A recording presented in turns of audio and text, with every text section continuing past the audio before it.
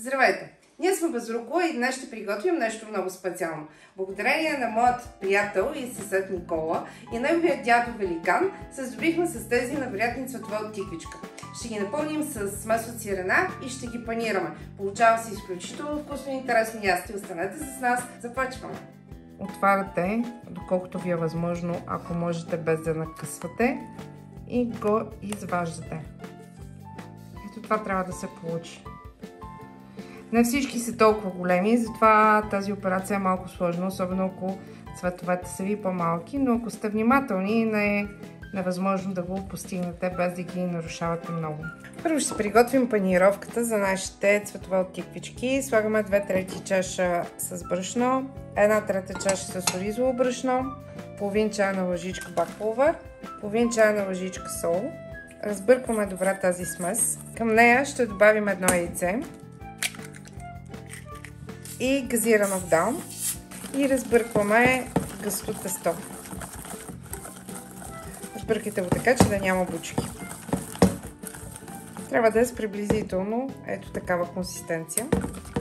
Сега ще го оставим на студен в хладилника. Пунктът може да бъде всякакъв вид. Нашата ще бъде от сирена. За основа ще сложа 2 супени лъжици и половина маскарпоне. Слагаме едно яйце. Добавяме малко сол. Добавяме микс от пипери. Разбъркваме сместа много добре.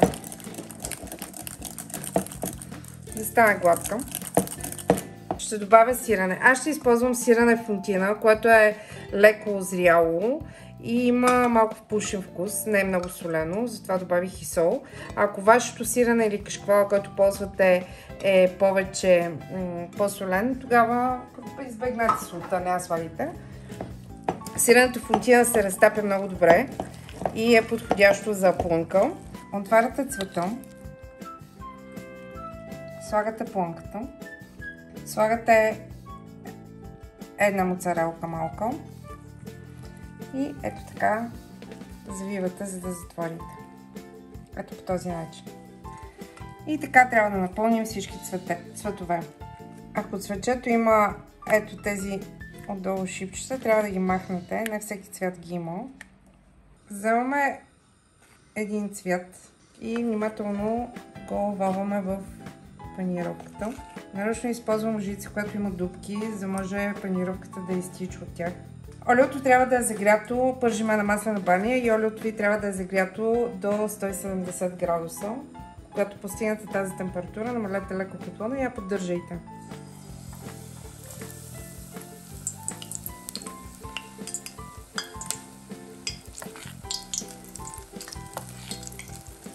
Цветовете от тиквички са изключително нежни, така че те се изготвят много бързо.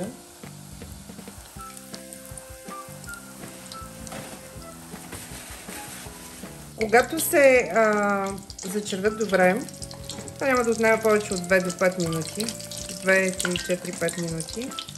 Зависи колко са големи. Ги извадете върху хартия домакинска и оставете да се изцедят. Искам да ви покажа как изглежда отвътре панирания цвят. Гледнете колко добре се разтопило сирането. Ужасно вкусно. Благодарение на щедростта на Никола и неговия дядо Великан, ние имахме едно от най-прекрасните предястия тази вечер на трапезата си. Наистина е изключително нежно, финно и вкусно. Особено с чаша бяло вино. Реална фантазия. Благодарим ви, че бяхте с нас. Ние сме Безруко. Довиждане!